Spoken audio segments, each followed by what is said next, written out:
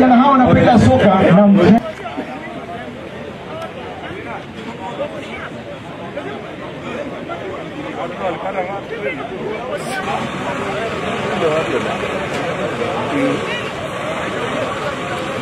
nikipata kazi.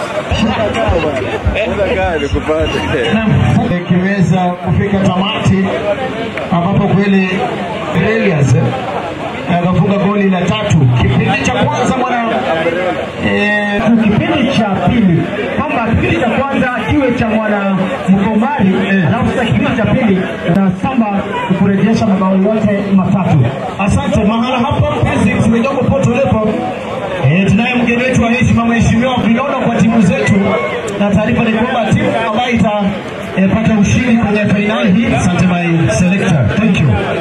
Timu ambayo the former president Uhuru Kenyatta anasema ya kwamba kazi ambayo alifanya inaonekana.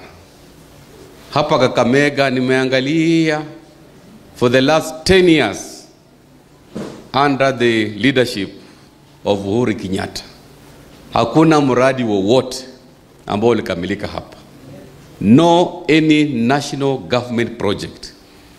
Ikiwa C41 ilikuwa kitendawili from 2015. Hivi sasa C41 kazi imeanza kufanya hapo courtesy of William Ruto. Ukienda kule level 6, hiyo ni hospitali ya kitaifa. Uhuru Kenyatta alikuja pale, ni story tu. There is no project ambayo ilikamilisha hapo. The best he could do ni kuandika barua kusema ya kwamba national government will take over that project. Hakuna kitu huko. Ukienda Buhungu, Kakamega hosted siku ya mashujaa in 2018. Uhuru Kenyatta akakuja pale, vile aliingia pale akaacha hata kuweka hata shilingi moja kuweka.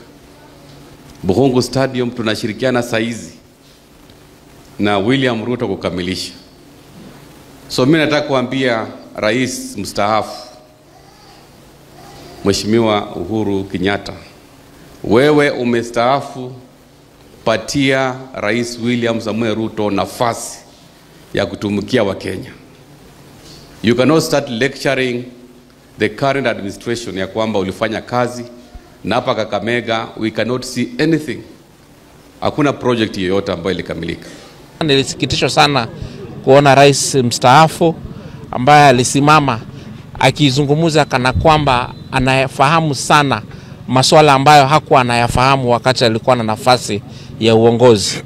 Akizungumza kana kwamba tangia atoke uongozini Kenya imebaki mahali aliiacha. Ukweli wa mambo ni kwamba Kenya inasonga mbele, Kenya inazidi kuimarika kiuchumi, Kenya na Wakenya wanazidi kupata ustaarabu kutokana na uongozi ambao tumeupata, uongozi wa rais wetu William Ruto. Na pia kama rais William Ruto angekuwa na busara ama angekuwa na akili na maarifa ya kuikwamua Kenya kutoka katika lile dimbwi ambalo rais Uhuru alituacha tukiwa ndani, dimbwi la madeni, dimbwi ambalo lilikuwa la ukabila, Kenya ingekuwa imeweza kufikia upeo katika nyanja za kiuchumi.